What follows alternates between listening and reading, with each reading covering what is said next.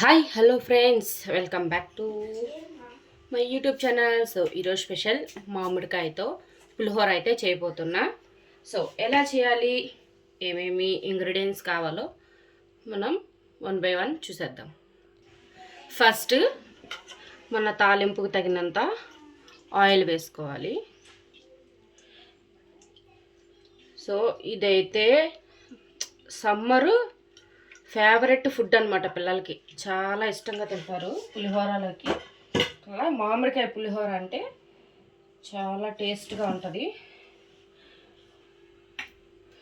So ఇప్పుడు oil వేసాక oil కాగనిద్దాం. ఇప్పుడైతే ఫస్ట్ మనం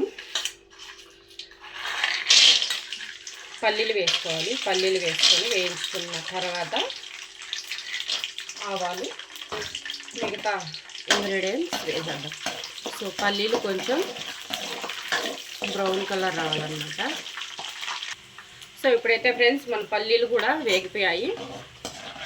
ఇప్పుడు ఇందులో ఆవాలు, ఉద్దిపప్పు వేయాలి. తర్వాత ఎండుమిరపకాయలు, ఒక 3 ఎండుమిరపకాయలు. ఎందుకంటే నేను తక్కువ క్వాంటిటీలో చేస్తున్నాను కాబట్టి కొంచెం తక్కువగానే చేస్తున్నాను. మీరు ఎంత క్వాంటిటీతో చేస్తారో దాన్ని బట్టి తీసుకోండి. ఇప్పుడు కొద్దిగా పసుపు,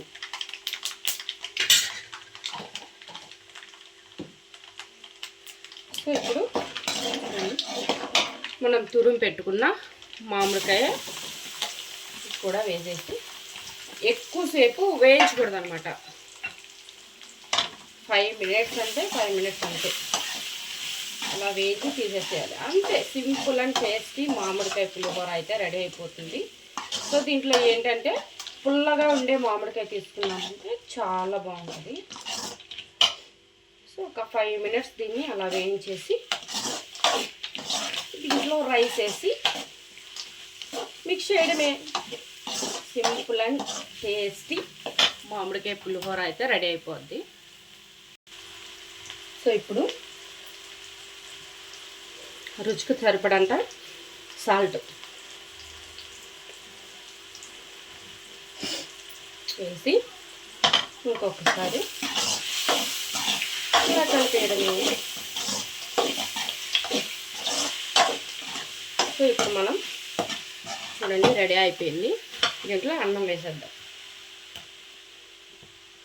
సో ఇప్పుడైతే రైస్ వేసేస్తాను. మంట సిమ్లో పెట్టుకొని మనం ఇది మిక్స్ చేయడమే. సూపర్ సూపర్ పులిహోర రెడీ. టేస్టీ మామిడికాయ పులిహోర అయితే